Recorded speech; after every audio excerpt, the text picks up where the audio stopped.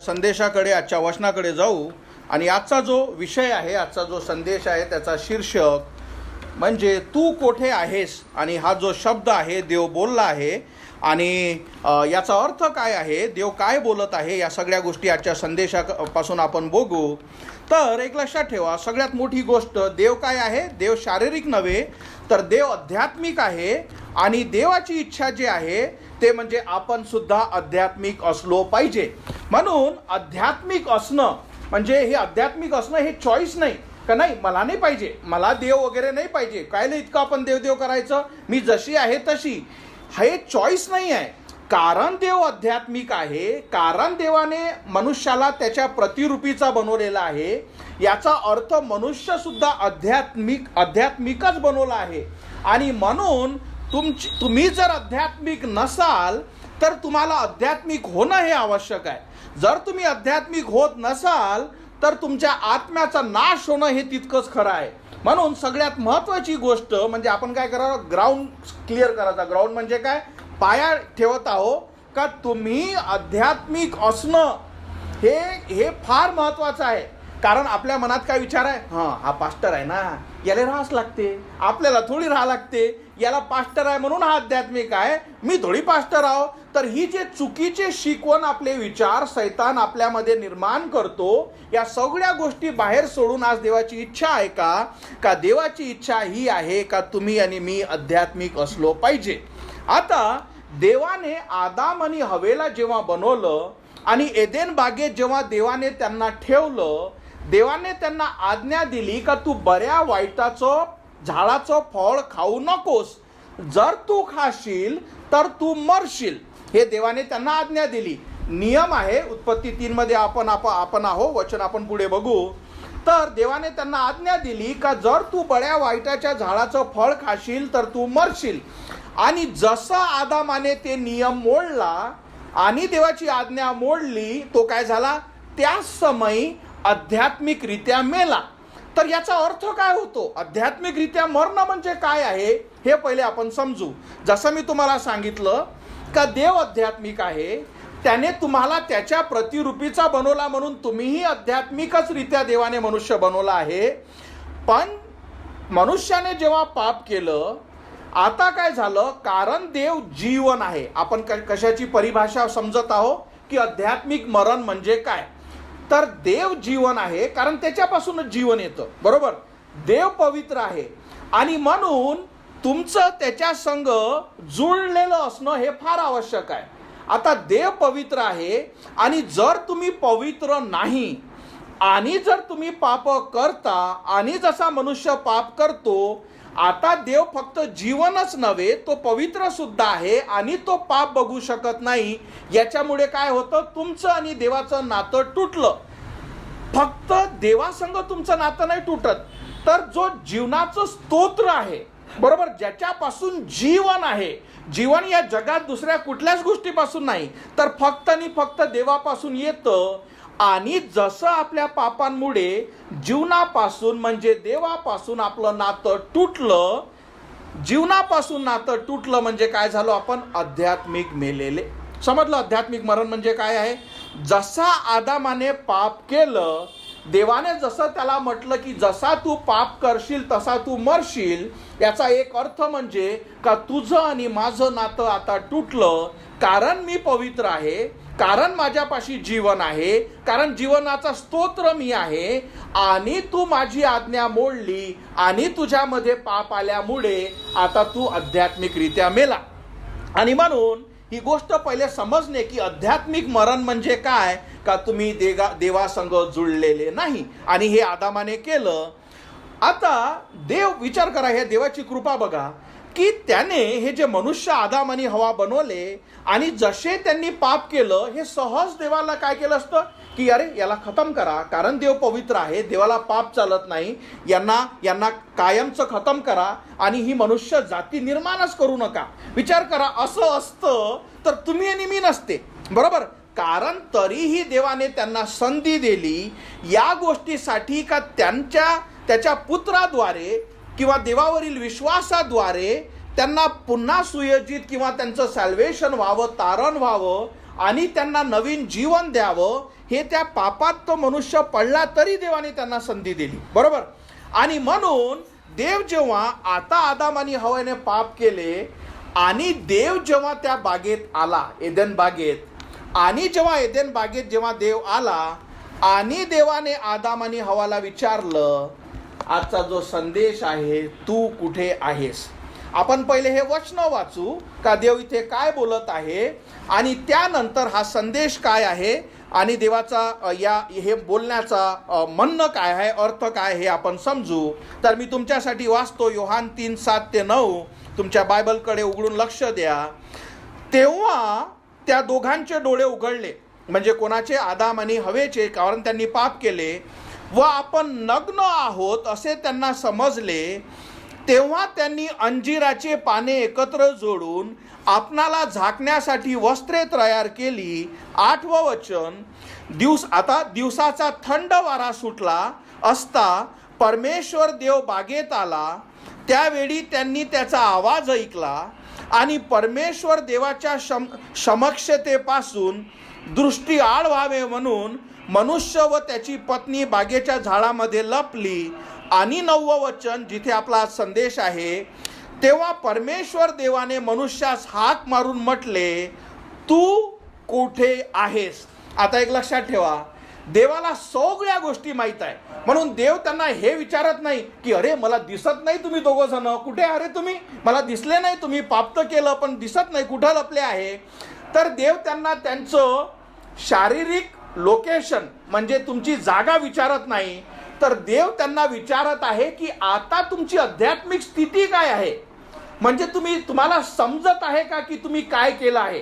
तुम्ही तर माझी आज्ञा मोडली, पण तू कुठे आहेस, म्हणजे तुला आता माझं आणि तुझं जे नातं आहे ते समजत आहे का. तुला हे समजत आहे का की तू जीवनापासून काय करण्यात आला, तोडण्यात आला, तुझ्या पापांमुळे तुला दूर करण्यात आलं. तुला तुझी आध्यात्मिक स्थिती समजत आहे का. कारण देव तुम्हाला हे नाही विचारणार तू कुठे आहेस, कारण देवाची नजर एकाच वेळेस सगळ्या गोष्टीकडे असते. म्हणून देव त्यांना विचारत आहे का तुझी आध्यात्मिक स्थिती कुठे आहे, म्हणजे आता तुला कळत आहे का तू हे केल्यानंतर याचे परिणाम काय आहे. आता तुला हे कळत आहे का की तू जीवनाचा स्तोत्र जो देव आहे त्याच्यापासून तू विभागलेला आहे. तू कुठे आहेस. आणि मी तुम्हाला आज हाच प्रश्न देवापासून, जे ऑनलाईन आहेत, जे तुम्ही ऐकत आहात, आणि माझ्या स्वतःसाठी आज देवाचा हाच प्रश्न आहे का तुम्ही कुठे आहात. आणि आज आपण प्रार्थना या गोष्टीसाठी करू आणि केली आहे का देवाच्या वचनातून जेव्हा देव तुम्हाला हा प्रश्न विचारतो, तुमचे स्वतःचे नाव घ्या की देव जेव्हा तुम्हाला विचारतो तू कुठे आहेस, तुम्ही कुठे आहात, आणि या प्रश्नाचं उत्तर तुम्ही आजचा संदेश ऐकून स्वतःला द्या की माझी परिस्थिती सध्या काय आहे. आणि म्हणून देवाने काय केलं आहे की आपल्याला कसं माहीत पडेल का माझी परिस्थिती काय आहे, मी कुठे आहे. तर याच्यात आपल्याला 3 प्रकारचे मनुष्य मी तुम्हाला दाखवतो देवाच्या वचनातून. एक आहे स्वाभाविक मनुष्य, एक आहे आत्मिक मनुष्य, आणि एक आहे ख्रिस्तामधील बालकासारखे. हे तिन्ही गोष्टी म्हणजे तुम्हाला काय देणार आहोत, आपण बघणार आहोत 3 प्रकारचे लोक. आणि तुम्हाला डिसाईड करणं आहे. हा जो प्रश्न देवाने आदामाला विचारला, हा देव आज तुम्हाला आणि मला सुद्धा विचारत आहे की तुमची परिस्थिती काय आहे, तुमची आध्यात्मिक स्थिती काय आहे, तुम्ही देवासोबत तुमचं नातं काय आहे. आणि हे नातं चेक करण्यासाठी आपण देवाच्या वचनातून 3 प्रकारचे मनुष्य आपण बघू. या खोलीतले हे वचन ऐकणारे प्रत्येक व्यक्ती या 3 मध्ये डिवाइड होतो. म्हणजे एक तर तुम्ही स्वाभाविक म्हणजे नैसर्गिक मनुष्य आहात, किंवा तुम्ही तारलेले आणि नव्याने जन्मलेले एक लहान बालक आहात जे वाढत नाही आहे, त्याच्याविषयी आपण बोलू, किंवा तुम्ही खरंच आध्यात्मिकरित्या स्ट्रॉंग वाढत आहात. या तिघांमध्ये आपण बोलू. म्हणून हे तिघं असतात तरी कसे हे आपण बघू. तर पहिले हे 3 कॅटेगरी आपण बघू. तर तुमच्यासाठी हे वचन नवीन करारामध्ये 1 करिन्थस 2:14 हे मी तुमच्यासाठी वाचतो. पहिला काय आहे, स्वाभाविक मनुष्य देवाच्या आत्म्याच्या गोष्टी स्वीकारत नाही. म्हणजे पहिला व्यक्ती तुम्हाला ठरवणं आहे का मी स्वाभाविक आहे काय, कारण त्यास मूर्खपणाच्या वाटतात आणि तो त्या मानित नाही, कारण त्या आत्म्याने समजायच्या असतात. कारण त्याच्यापाशी आत्मा नाही, तो स्वाभाविक आहे. म्हणून हा पहिला व्यक्ती. दुसरा, जो आत्मिक आहे तो तर सर्व गोष्टी समजतो, तरी त्याची स्वतःची पारख कोणाकडूनही होत नाही, हा दुसरा व्यक्ती.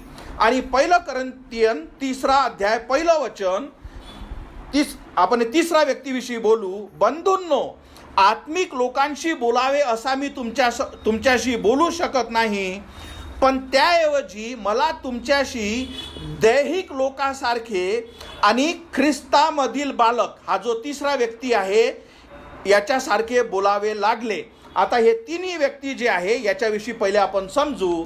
आणि जसं मी तुम्हाला सांगितलं, स्वतःची पारख करा. देव विचारत आहे, तू कुठे आहेस, आणि या गोष्टीचं तुम्ही स्वतःला उत्तर द्या. आणि जर तुम्ही चुकीच्या जागेवर, चुकीच्या तुम्ही प्रकारामध्ये आहात, तर त्यातून तुम्हाला पुढं जाणं हे फार आवश्यक आहे. तर पहिले आपण समजू का स्वाभाविक मनुष्य काय आहे. हे ऐकायला फार बरं वाटतंय ना, अरे वा, स्वाभाविक, नॅचरल, नैसर्गिक. कोणाला आवडत नाही, मी तर नैसर्गिक आहे. पण हा जरी ऐकायला बरा वाटला, या व्यक्तीची समस्या आपण बघू का. हा स्वाभाविक मनुष्य, स्वाभाविक म्हणजे नैसर्गिक त्याला म्हणतात. नैसर्गिक दुनियेत जन्म घेतो, जसं आपण सगळ्यांनी जन्म घेतला. आणि हा व्यक्ती जगातील सगळ्या गोष्टीचा आनंद घेऊ शकतो, याला सगळ्या गोष्टी समजू शकतात. पण हा आध्यात्मिकरित्या, आध्यात्मिक डोळ्यांनी, आध्यात्मिक जीवनासाठी, आध्यात्मिक वचनासाठी आंधळा असतो. म्हणजे याला या गोष्टी समजत नाही. त्याला जशा जगिक गोष्टी सांगितल्या तो आनंदित होतो, उत्साही होतो, त्याला समजतं. पण जशा आध्यात्मिक गोष्टी, देवाविषयीच्या गोष्टी सांगण्याचा प्रयत्न केला, सत्य सांगण्याचा प्रयत्न केला, त्याला या समजत नाही. कारण हा काय आहे, जसं वचन काय सांगितलं, वचन म्हणतं स्वाभाविक हा काय आहे का, त्याला आत्म्याच्या गोष्टी समजत नाही. म्हणजे याचा अर्थ काय मी तुम्हाला सांगतो. आता याचे लक्षणं सांगतो मी.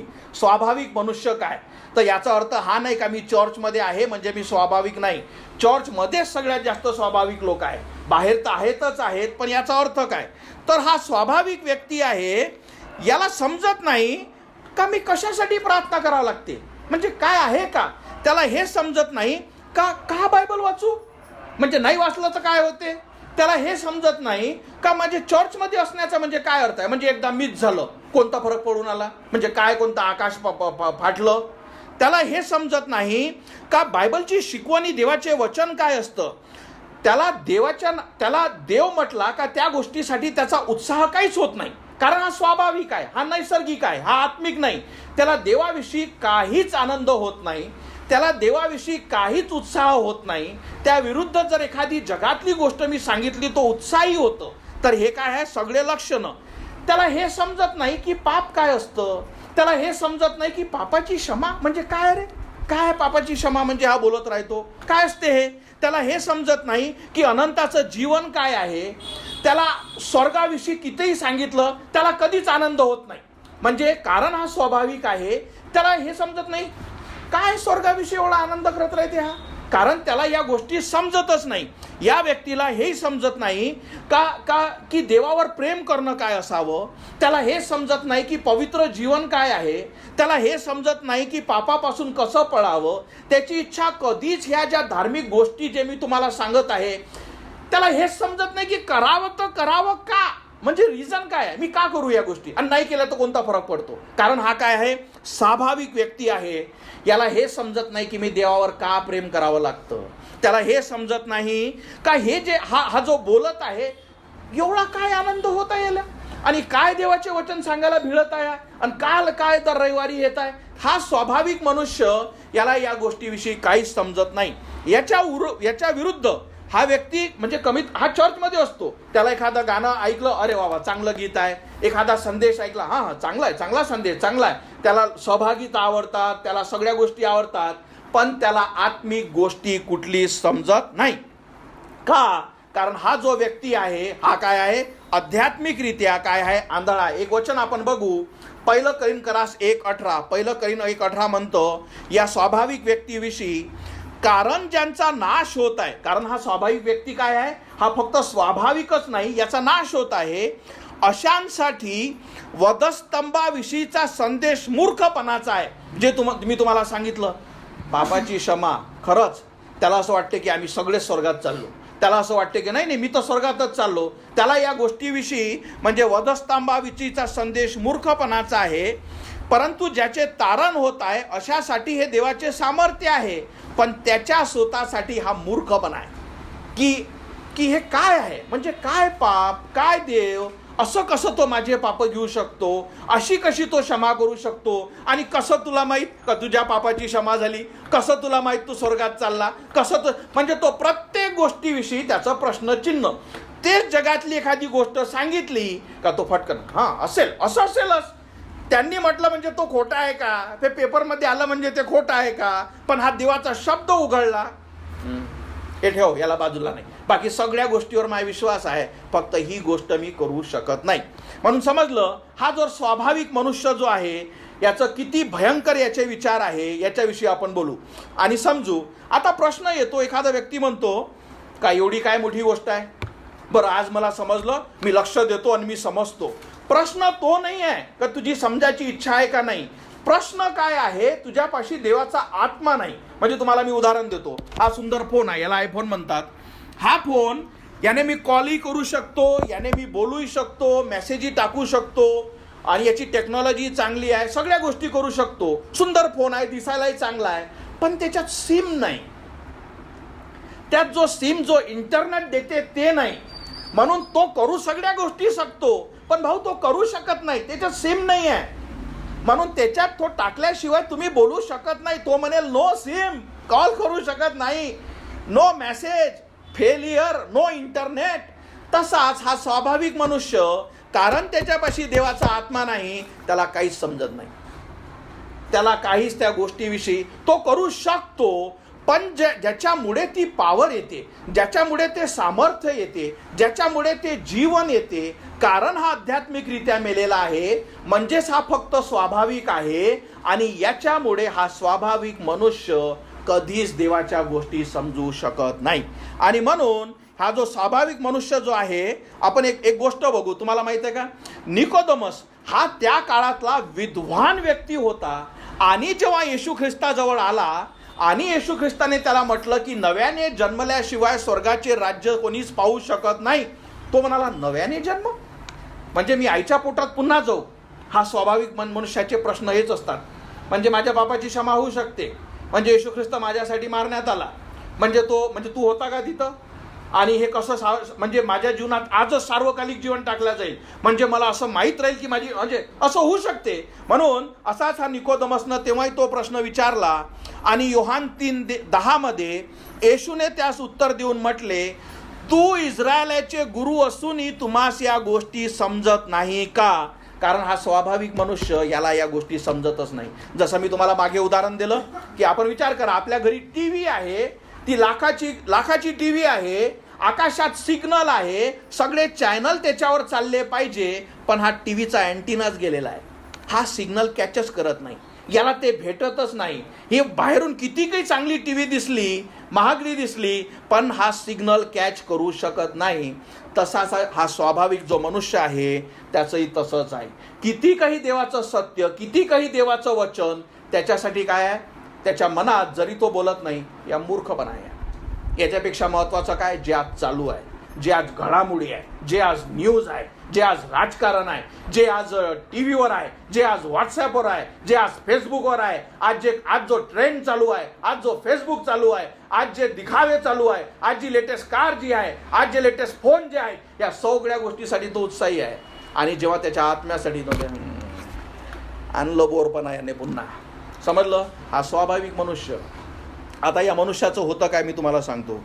हा मनुष्य पहिले स्वाभाविक मनुष्य, हा मनुष्य जेव्हा मरतो, कारण हा स्वाभाविक आहे, स्वर्ग हे आत्मिक आहे, स्वर्ग कारण देव तिथे राहतो, म्हणून हा स्वाभाविक मनुष्य जरी याला किती वाटलं मी हे करतो आणि मी स्वर्गातही आहे, पण तो जाऊ शकत नाही, कारण हा स्वाभाविक आहे. आणि म्हणून हा मनुष्य जेव्हा मरतो, हा तसाच ज्या समय हा शेवटचा श्वास घेतो, हा सरळ नरकात चालला जातो. हा सरळ नरकात गेल्यानंतर याचा आत्मा अनंताच्या नरकात टाकला जातो. त्यानंतर या व्यक्तीचा न्याय होतो. त्यानंतर देव याला अनंताच्या नरकात सैतानासोबत अनंतासाठी टाकल्या जातो. आणि म्हणून हा स्वाभाविक मनुष्य एकदा जीवन घेतो, म्हणजे एकदा जन्म घेतो आणि दोनदा मारल्या जातो. एकदा तो शारीरिकरित्या मरतो, दुसरा तो आत्मिकरित्या मरतो. आणि म्हणून हा झाला स्वाभाविक मनुष्य. म्हणून मी तुम्हाला काय म्हटलं, चेक करा. देव काय म्हणताय, तू कुठे आहेस, वेअर आर यू. देवाचं वचन म्हणत आहे जसे आदामाला, तू कुठे आहेस. आज तुम्हा प्रत्येकासाठी देव विचारत आहे, तू कुठे आहेस, तुमची आध्यात्मिक स्थिती काय आहे. आणि हा स्वाभाविक मनुष्य. पण याच्यात आनंदाची गोष्ट, जेव्हा हा, कारण आपण सगळे स्वाभाविकच जन्मलेला आहोत, कोणीच आध्यात्मिक नाही, कारण सर्वांनी पाप केले, देवाच्या गौराला उणे पडले. आणि जसा हा स्वाभाविक मनुष्य हा जीवनाचं सत्य ऐकतो आणि त्याला कळतो का हा स्वाभाविक मनुष्य नैसर्गिक मी आहे, मी कितीही येशू येशू प्रेज द लॉर्ड करत असलो, माझ्यापाशी सत्य नाही, कारण हे सगळे गुण हे जे सांगितले हे माझ्यात आहे. आणि जेव्हा त्याला आपल्या आत्म्याविषयी भीती, आणि जेव्हा त्याला आपल्या पापाविषयीचं भीती, आणि त्याला आपला आत्मा नरकात जाण्याची भीती, आणि त्याला कळतो की नाही मी या सगळ्या गोष्टीपासून वाचलो पाहिजे, आणि तेव्हा कुठं त्याच्या समोर सुवार्ता ही खरी ठरते. आणि तेव्हा त्याला कळतं की आता मला समजतं की मला तारणाची गरज काय. आणि त्याला कळतं की अरे हे माझे पाप, हा स्वाभाविक नैसर्गिक मनुष्य मी आहे, जो नव्याने जन्मलेला नाही, पण तरी मी स्वतःला धार्मिक समजत आहे, आणि मी मरून नरकात जाईल, आणि माझा आत्मा वाचला पाहिजे. आणि हा स्वाभाविक मनुष्य ख्रिस्ताला हाक मारतो, येशू माझा आत्मा वाचो, मी पापी आहे, माझ्या पापाची क्षमा कर. आणि जसा हा स्वाभाविक मनुष्य ख्रिस्ताला हाक मारतो का येशू मी विश्वास ठेवतो का तू देवाचा पुत्र आहे आणि माझ्या पापाची क्षमा करू शकतो, मला नरकात टाकू नको, त्याच समय देव काय करतो, या स्वाभाविक मनुष्य जो आध्यात्मिकरित्या मेलेला आहे त्याच्यामध्ये जीवन टाकतो. आता तो काय होतो, आध्यात्मिक. का, कारण त्याच्यात जीवन टाकण्यात आलं, कारण तो देवाच्या पुत्राजवळ जीवनासाठी गेला. आणि देवाचा पुत्र म्हणतो की जितक्यांनी माझ्या नावावर विश्वास ठेवला तितक्यांना मी देवाचे मुलं होण्याचा अधिकार दिला. मी जीवन देणारा आहे, माझ्याशिवाय दुसरं कोणीच जीवन देऊ शकत नाही. मी स्वर्गातून आलेली जीवनाची भाकर आहे, मी जिवंत पाणी आहे, मी मार्ग आणि सत्य आणि जीवन मीच आहे, माझ्या खेरीज आल्याशिवाय कोणीही स्वर्गाच्या राज्यात जाऊ शकत नाही. आणि जसा हा स्वाभाविक मनुष्य ख्रिस्त देवावर विश्वास ठेवतो, हा तारल्या जातो. आता याच्या काय केल्या जातं, आध्यात्मिकरित्या त्या जीवन टाकल्या जातं. आणि आता हा काय होतं, ख्रिस्तामध्ये नवीन बाळ. म्हणजे काय आहे, नव्याने जन्मलेला. जसं लहान बाळ असतं, आणि हे लहान बाळ जे असतं ते नव्याने जन्मलेलं, जसं सॅल्वेशन किंवा तारण होतं, हा स्वाभाविक मनुष्य आपली जागा सोडतो जर त्याने निर्णय घेतला, आणि तो ख्रिस्तामध्ये नवीन जीवन घेतो. आता आपण दुसरा प्रकार जो आपण बघणार आहोत, जर तुम्ही स्वाभाविक आहात नाही हा निर्णय तुम्ही घ्या. आता हा दुसरा प्रकार, दुसरे व्यक्ती कोण, जर तुम्ही स्वाभाविक ना, हा दुसरा म्हणजे त्याला माहित आहे की माझ्या पापाची क्षमा झाली, आणि हा असा व्यक्ती आहे की देवाची इच्छा आहे की आता याने पवित्र जीवन जगावं, देवाची इच्छा आहे का त्याने नवीन जीवन जगावं, देवाची इच्छा आहे का त्याने त्याचे जुने मित्र, जुने पाप, जुन्या सवयी, जुन्या गोष्टी या सगळ्या सोडून एक नवीन जीवन जगावं, ही त्याची इच्छा आहे. आणि ही देवाची इच्छा त्याने पूर्ण करावी, हे देवाची इच्छा आहे. पण हा व्यक्ती काही जुन्या गोष्टी सोडत नाही. हा म्हणतो की नाही, माझे जुने मित्रच चांगले आहे, माझे जुनं पापच चांगले आहे. हा व्यक्ती असा आहे का देवाने जे त्याला इतका मोठी दया दाखवली तरी हा व्यक्ती काय करतो, आपल्या जुन्या आयुष्यात पुन्हा जातो. आणि देवाचे वचन सांगतो की कुत्रा जसा आपली उलटी चाटण्यासाठी परत जातो, तसाच हा व्यक्ती त्यातून बाहेर काढल्यानंतर त्यासारखी त्याची दशा होते. आणि म्हणून हा जो व्यक्ती आहे हा डबल लाईफ जीतो. म्हणजे हा चर्चमध्ये पास्टर असताना प्रेज द लॉर्ड, बायबल करायचं का, हे करायचं का, वचन कुठलं वाचायचं, काय चांगलं आहे, आणि जसा आध्यात्मिक सेटअप संपला हा तसाच जगासारखा होतो. आणि याच्यासारखं दुसरं काहीच वाईट नाही, कारण याची काहीच वाढ झाली नाही. देवाची इच्छा आहे का तुम्ही ज्ञानात, देवाची इच्छा आहे का तुम्ही वचनात वाढावं, पण देवाची इच्छा आहे का तुम्ही विजयी व्हावं, म्हणजे या पापावर विजयी व्हावं. तुमचं सॅल्वेशन झालं पण तुम्ही हारले, कारण तुम्ही पुन्हा जुन्या आयुष्यात तसेच गेले. आपण काही वचन बघू याच्याविषयी. 1 कोरिन्थस 3:1 मध्ये पॉल हा जो ख्रिस्तामधील जे वाढत नाही त्यांच्यापाशी लिहित आहे, बंधूंनो, आत्मिक लोकांशी बोलावे तसा मी तुमच्याशी बोलू शकलो नाही, पण त्याऐवजी मला तुमच्याशी दैहिक लोकांसारखे, म्हणजे दैहिक म्हणजे ज्यांना समजत नाही, तर तुम्ही ख्रिस्तामध्ये असतानाही तुम्ही दैहिक लोकांसारखे मी तुमच्या संग बोलत आहे, याच्यासारखं किती वाईट आहे. आणि ख्रिस्तामधील बालकासारखे बोलावे लागले. दुसरं वचन, मी तुम्हास पिण्यासाठी दूध दिले, जड अन्न दिले नाही, कारण तुम्ही जड अन्न खाऊ शकत नव्हता व आता सुद्धा तुम्ही खाऊ शकत नाही. याचा अर्थ काय? का या चर्चद्वारे तुम्हाला सदैव पवित्रता, सदैव योग्य जीवन, सदैव देवाला आवडणारं जीवन वारंवार सांगितल्या जातं, पण आपण पलटत नाही. पण म्हणतो की मी माझं जुनं जीवन सोडत नाही, पण आपण म्हणतो की मी तसाच राहतो, मी बदलत नाही. हा जो लहान बालक आहे देवामधला, हा विसरतो का देवाने मला ज्या घाणीतून बाहेर काढलं, देवाने मला ज्या पापातून बाहेर काढलं, देवाने मला या वाईटातून बाहेर काढलं, तरी तो त्या घाणीत पुन्हा परत जातो. आणि याच्यासारखं दुसरं वाईट नाही, कारण देव अशा व्यक्तीचा फार राग करतो. कारण तुम्ही देवामध्ये विचार करा, आज मी 45 वर्षाचा आहे. एक उदाहरण मी तुम्हाला देतो. मी तुमच्या समोर इथं तोंडात अंगठा घालून असा जर उभा राहिलो, बरोबर, चाटत असाचा उभा राहिलं, तुम्ही काय म्हणाल, काय पागल आहे, कसे वागत आहे हा, म्हणजे एवढा मोठा माणूस झाला आणि हा तोंडात अंगठा टाकून आणि उभा आणि चाटून आला, हे तर लहान पोरं करतात. अशीच त्याची स्थिती आहे.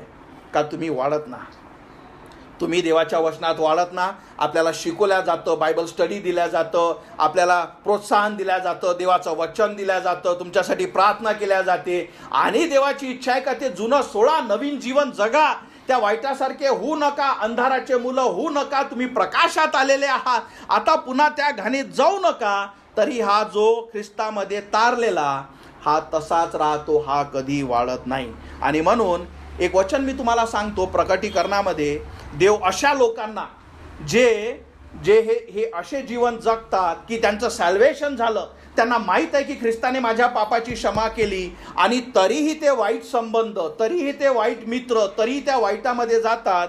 ख्रिस्त म्हणतो प्रकटीकरण 3:15 आणि 16 मध्ये, मला तुझी कामे माहीत आहे. याचा अर्थ की देव सगळ्या गोष्टी जाणतो. ती अशी आहे की तू थंडही नाहीस व गरमही नाहीस.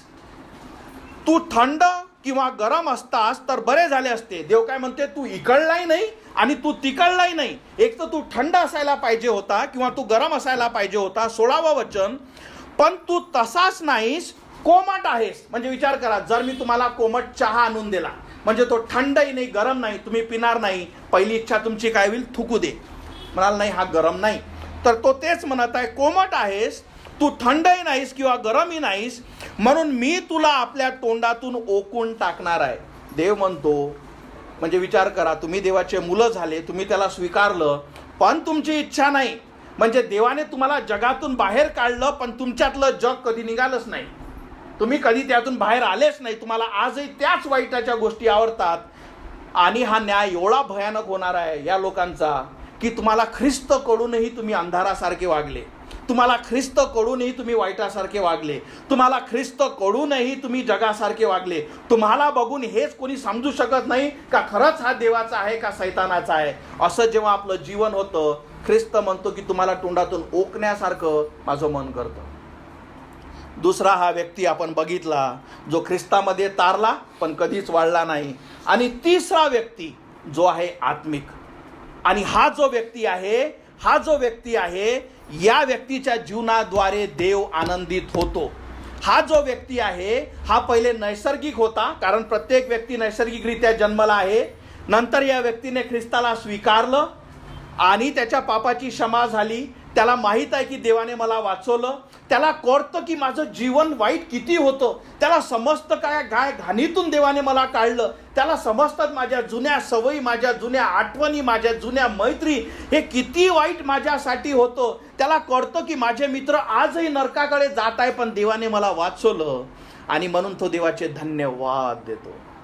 म्हणून तो देवावर प्रेम करतो, म्हणून तो देवाच्या वचनात वाढतो, म्हणून तो पवित्र जीवन जगतो, म्हणून तो आपल्या पापांसंग लढाई करतो, तो त्यांना समर्पण करत नाही, आणि म्हणून तो देवाला आवडणारं जीवन जगतो, तो वचनामध्ये वाढतो, तो विश्वासामध्ये वाढतो, आणि त्याची इच्छा असते की जसा माझा आत्मा वाचवला गेला, माझ्या कुटुंबियाचा, माझ्या मित्राचा, माझ्या अवतीभोवतीच्या लोकांना मी सत्याविषयी, देवाविषयी, तारणाविषयी, सुवार्तेविषयी मी सांगावं.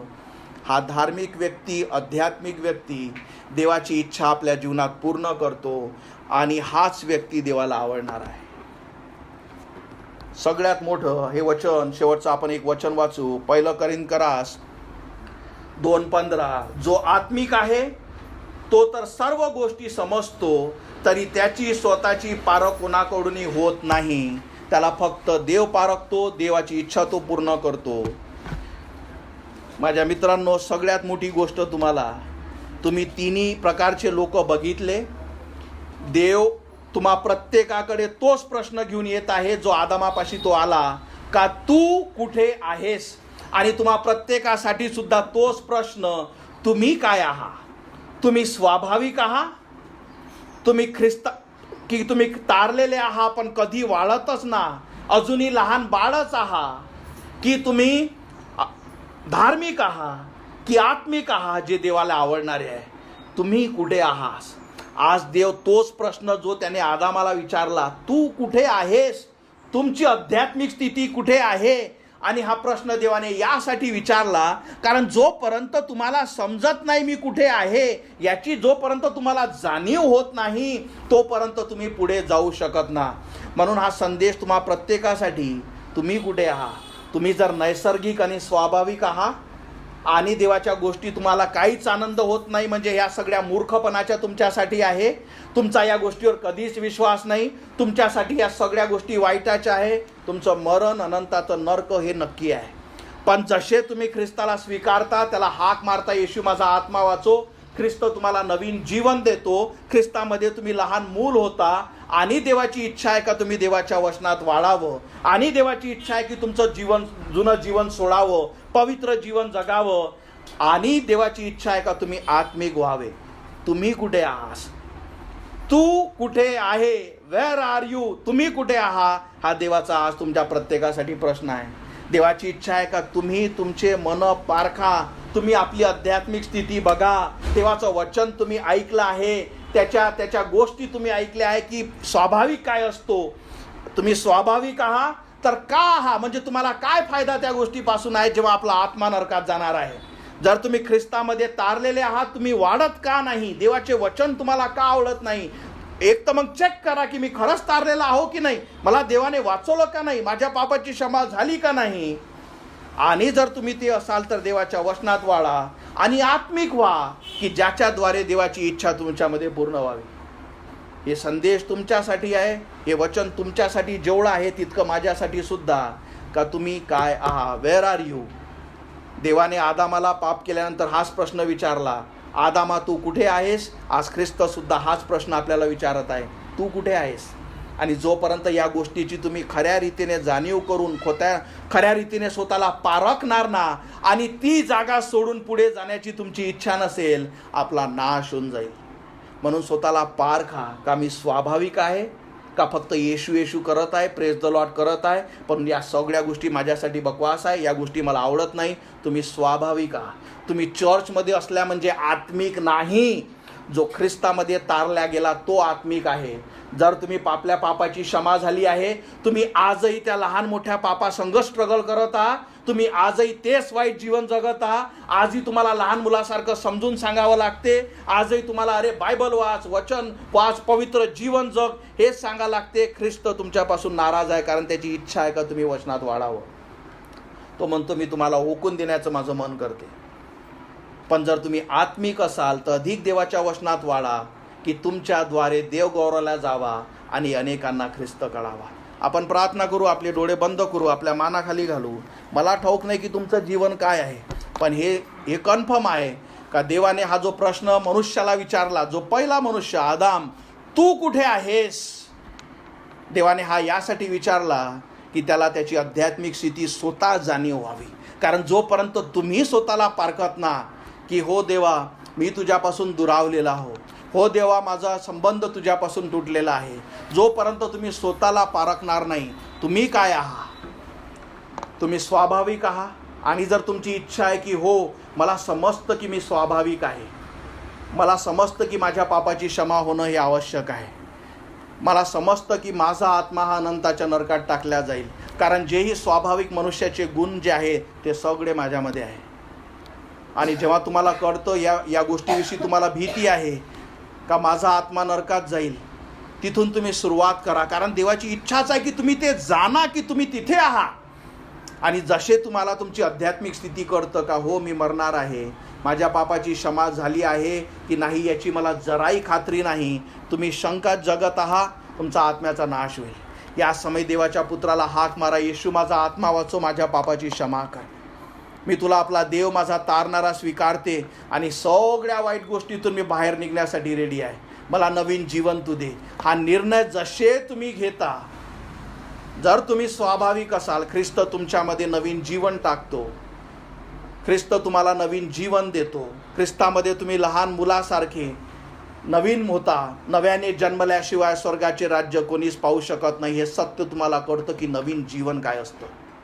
आणि जर तुम्ही नव्याने तारलेले असाल आणि जर तुम्ही वाढत नसाल आणि जे तुम्ही स्ट्रगल करत असाल त्याला क्षमा मागा की देवा मी चुकलो, हा संदेश माझ्यासाठी आहे, देवा मी पापात पुन्हा गेलो, माझी क्षमा कर परमेश्वरा. होय प्रभू मला माझ्या पापासोबत माझ्या वाईटासोबत लढण्यासाठी सहाय्य कर, मी सगळ्या गोष्टी सोडून पुन्हा एकदा नवीन सुरुवात करण्यासाठी रेडी आहे, हो प्रभू माझी क्षमा कर. कारण देवाचं वचन सांगतं की जेव्हा आपण आपले पाप कबूल करतो तो क्षमाशील आणि दयावान परमेश्वर आपल्याला सगळ्या पापापासून क्षमा करतो. पण जर तुम्ही धार्मिक असाल आणि आत्मिक असाल आणि देवाचे वचन तुम्ही आपल्या जीवनात पूर्ण करत असाल, अधिक देवाच्या वचनात वाढा, कारण देवाने तुम्हाला प्रतिफळ देण्याचं ठरवलं आहे. स्वर्गामध्ये देव म्हणतो की कारण शाब्बास तू तुझी धाव राखली, शाब्बास तू तुझा विश्वास राखला आणि तू आपली धाव पूर्ण केली, तुझ्यासाठी जीवनाचे मुकुट स्वर्गामध्ये ठेवलेले आहे. म्हणून मागे वळू नका तर पुढे चाला, कारण मागे जेव्हा तुम्ही जाता आपण देवापासून दूर जातो. म्हणून आत्मिक राहा, कारण आत्मिक राहणं देवाला आवडणारं आहे आणि देवाला गौरवणारं आहे. देव तुम्हाला आशीर्वादित करू. हालेलुया. धन्यवाद मानतो येशू, गौरवितो पुन्हा एकदा आजच्या दिवसासाठी, आजच्या वचनासाठी, आजच्या संदेशासाठी. इथे जुळलेल्या प्रत्येकाला तुझ्या हाती सोपवतो. हे वचन आजचा संदेश ऐकणाऱ्याला प्रत्येकाला तू आशीर्वादित कर. आणि जो परमेश्वरा मानवासाठी परमेश्वरा जी तू पहिली हाक मारली परमेश्वरा की तू कुठे आहेस, आणि आजही परमेश्वरा तू प्रत्येक मनुष्याला विचारत आहे की तू कुठे आहेस, तुझी आध्यात्मिक स्थिती काय आहे, तू स्वाभाविक आहेस, तू ख्रिस्तामध्ये आला पण कधी तू न वाढलेला आहेस का खरंच तू आत्मिक आहे ज्याच्याद्वारे अनेकांना ख्रिस्त करतो.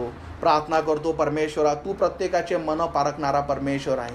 प्रत्येकाची आत्मिक स्थिती प्रत्येकाला दाखव माझ्या राजा की आम्ही तुझी इच्छा पूर्ण करावी. धन्यवाद मानतो आजच्या वचनासाठी, आजच्या संदेशासाठी.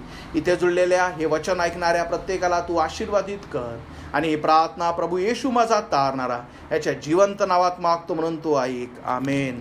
Praise the lord. आपण उभे राहू.